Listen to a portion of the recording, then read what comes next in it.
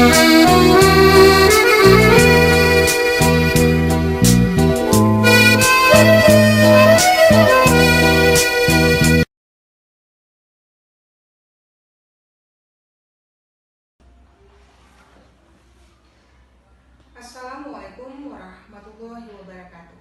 Saya Judiana selaku Ketua KPP Kampung Laksana Kecamatan Kutalam, Kota Banda Aceh. KPP adalah kelompok pemanfaat dan pemelihara.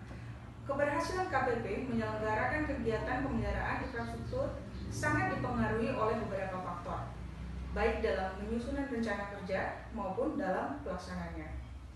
KPP ini dinilai berhasil pada saat infrastruktur berfungsi dengan baik dan terjaga kualitasnya, dan dapat dimanfaatkan dalam jangka waktu yang panjang.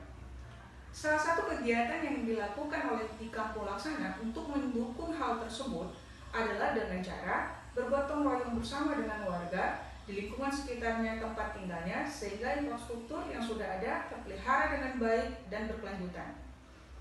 Kami berharap ada dukungan dari pihak pemerintah dan instansi terkait sehingga KPP ini dapat berjalan lebih baik. Terima kasih. Wabillahi taufiq wal hidayah. Wassalamualaikum warahmatullahi wabarakatuh.